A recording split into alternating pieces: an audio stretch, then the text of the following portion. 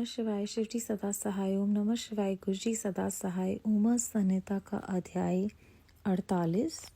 देवी के द्वारा सेना और सेनापतियों सहित निशुंभ एवं शुंभ का संहार। ऋषि कहते हैं, राजन, प्रशंसनीय पराक्रमशाली महान असुर शुंभ ने इन श्रेष्ठ दैत्यों का मारा जाना सुनकर अपने उन दुर्जय गणों को युद्ध के लिए जाने की आज्ञा दी, जो संग्राम का नाम सुनते ही हर्ष से खिल उठते थे। उसने कहा, आज मेरी आज्ञा से कालक, कालकेय, मौर्य, दुर्हृदय तथा अन्य असुरगण बड़ी भारी सेना के साथ संगठित हो विजय की आशा रखकर शीघ्र युद्ध के लिए प्रस्थान करें। निशुंभ और शुंभ दोनों भाई उन दैत्यों को पूर्वोक्त आदेश देकर रथ पर आरूढ़ हो स्वयं भी नगर से बाहर निकले। उन महाबली वीरों की आज्ञा से उनकी सेनाएं उसी तरह युद्ध के लिए आगे बढ़ी मानो मरणोन्मुख पतंग आग में कूदने के लिए उठ खड़े हों। उस समय असुर राज ने युद्ध स्थल में मृदंग, मर्दल, भेरी, ढिढिम, झांझ और ढोल आदि बाजे बजवाए। उन जुझाऊ बाजों की आवाज सुनकर युद्ध प्रेमी वीर हर्ष एवं उत्साह से भर गए, परंतु जिन्हें अपने प्राण ही अधिक प्यारे थे वे उस रणभूमि से भाग चले। युद्ध संबंधी वस्त्रों तथा कवच आदि से आच्छादित अंग वाले वे योद्धा विजय की अभिलाषा से अस्त्र शस्त्र धारण किए युद्ध स्थल में आ पहुंचे। कितने ही सैनिक हाथियों पर सवार थे, बहुत से दैत्य घोड़ों की पीठ पर बैठे थे और अन्य असुर रथों पर चढ़कर जा रहे थे। उस समय उन्हें अपने पराये की पहचान नहीं होती थी। उन्होंने असुराज के साथ सम्रांगण में पहुंचकर सब ओर से युद्ध आरंभ कर दिया। बारंबार शतघनी अर्थात तोप की आवाज होने लगी, जिसे सुनकर देवता कांप उठे। धूल और धुएं से आकाश में महान अंधकार छा गया।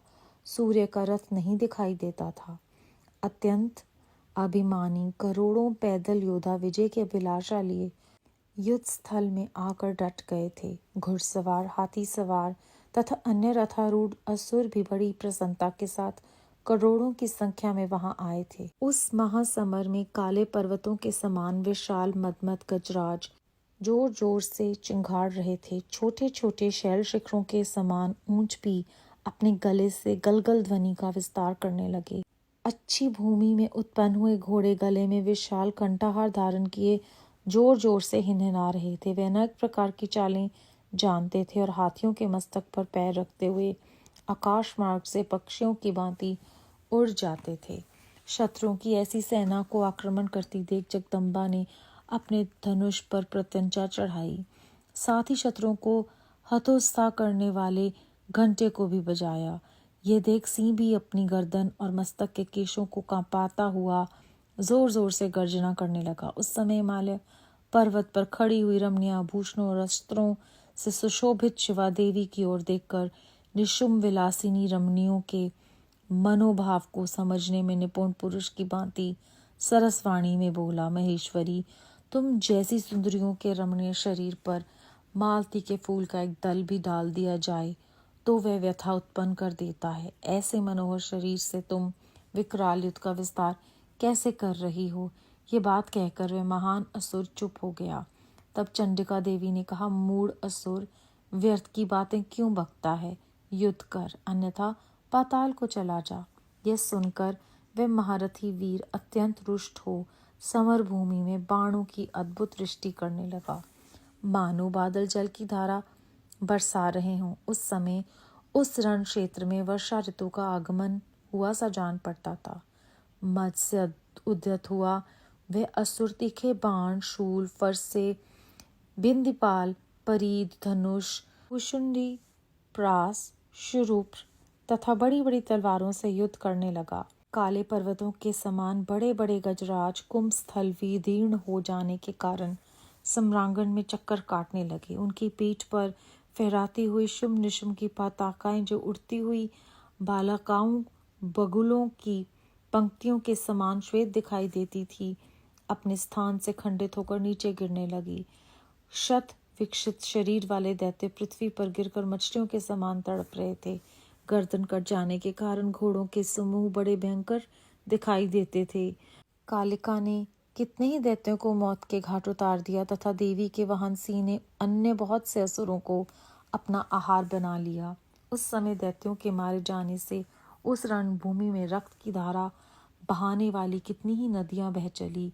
सैनिकों के केश पानी में सेवार की भांति दिखाई देते थे और उनकी चादरें सफेद फैन का भ्रम उत्पन्न करती थी। इस तरह घोर युद्ध होना तथा राक्षसों का महान संहार हो जाने के पश्चात देवी अंबिका ने विष में बुझे हुए तीखे बाणों द्वारा निशुंभ को मारकर धराशायी कर दिया। अपने असीम शक्तिशाली छोटे भाई के मारे जाने पर शुंभ रोष से भर गया और रथ पर बैठकर 8 भुजाओं से युक्त हो महेश्वर प्रिया अंबिका के पास गया। उसने जोर जोर से शंख बजाया और शत्रुओं का दमन करने वाले धनुष्य की दुस्सह टंकार ध्वनि की तथा देवी का सिंह भी अपने आयालों को हिलाता हुआ दहाड़ने लगा। इन 3 प्रकार की ध्वनियों से आकाश मंडल गूंज उठा। तदनंतर जगदम्बा ने अट्टहास किया जिससे समस्त असुर संत्रस्त हो उठे। जब देवी ने शुंभ से कहा कि तुम युद्ध में स्थिरता पूर्वक खड़े रहो, तब देवता बोल उठे, जय हो जगदम्बा की। इस समय दैत्यराज शुंभ ने बड़ी भारी शक्ति छोड़ी जिसकी शिखा से आग की ज्वाला निकल रही थी, परंतु देवी ने एक उल्का के द्वारा उसे मार गिराया। शुंभ के चलाए हुए बाणों के देवी ने और देवी के चलाए हुए बाणों के शुंभ ने सहस्रों टुकड़े कर दिए। तत्पश्चात चंडिका ने त्रिशूल उठाकर उस महान असुर पर आघात किया। त्रिशूल की चोट से मूर्छित हो वह इंद्र के द्वारा पंख काट दिए जाने पर गिरने वाले पर्वत की भांति आकाश, पृथ्वी तथा समुद्र को कंपित करता हुआ धरती पर गिर पड़ा। तदनंतर शूल के आघात से होने वाली व्यथा को सहकर उस महाबली असुर ने 10,000 बाहें धारण कर ली और देवताओं का विनाश करने में समर्थ चक्रों द्वारा सिंह सहित महेश्वरी शिवा पर आघात करना आरंभ किया। उसके चलाए हुए चक्रों को खेल खेल में ही विधीन करके देवी ने त्रिशूल उठाया और उस असुर पर घातक प्रहार किया। शिवा के लोक पावन पाणी पंकज से मृत्यु को प्राप्त होकर वह दोनों असुर परम पद के भागी हुए। उस पराक्रमी निशुंभ और भयानक बलशाली शुंभ के मारे जाने पर समस्त दैत्य पाताल में घुस गए। अन्य बहुत से असुरों को काली और सिंह आदि ने खा लिया तथा शेष दैत्य भय से व्याकुल हो 10 दिशाओं में भाग गए। नदियों का जल स्वच्छ हो गया, वे ठीक मार्ग से बहने लगी। मंद मंद वायु बहने लगी जिसका स्पर्श सुखद प्रतीत होता था। आकाश निर्मल हो गया। देवताओं और महर्षियों ने फिर यज्ञ यागादि आरंभ कर दिए। इंद्र आदि सब देवता सुखी हो गए। प्रभु, दैत्यराज वध प्रसंग से युक्त इस परम पवित्र उमा चरित्र का जो श्रद्धा पूर्वक बारंबार श्रवण या पाठ करता है, वह इस लोक में देव दुर्लभ भोगों का उपभोग करके प्रलोक में महामाया के प्रसाद से उमाधाम को जाता है। राजन, इस प्रकार शुंभासुर का संहार करने वाली देवी सरस्वती के चरित्र का वर्णन किया जो साक्षात उमा के अंश से प्रकट हुई। अध्याय 48 समाप्त। इस अध्याय में हमने जाना कि महापराक्रमी निशुंभ और भयानक बलशाली शुंभ को किस प्रकार देवी ने मार दिया, और जब ऐसा हुआ तो नदियों का जल फिर से स्वच्छ हो गया, ठीक मार्ग से वे बहने लगी, मंद मंद वायु बहने लगी और सब कुछ जो है वो सुखद प्रतीत होने लगा। आकाश निर्मल हो गया। देवताओं और ब्रह्म ऋषियों ने फिर से धार्मिक कार्य यज्ञ आदि प्रारंभ कर दिए करने और सभी देवता जो हैं वो सुखी हो गए। देवी के हाथों मृत्यु पाकर वो दोनों राक्षस जो हैं वो परम पद के भागी हुए। जो भी इस परम पवित्र उमा चरित्र को श्रद्धा पूर्वक बारंबार सुनता है या जिसका पाठ करता है, वो देवलोक में दुर्लभ भोगों का उपभोग करके प्रलोक में महामाया के प्रसाद से उमा धाम को चला जाता है। बेअंत शुक्राना गुरुजी महाराज, बेअंत शुक्राना। ओम नमः शिवाय। शिवजी सदा सहाय। ओम नमः शिवाय। गुरुजी सदा सहाय।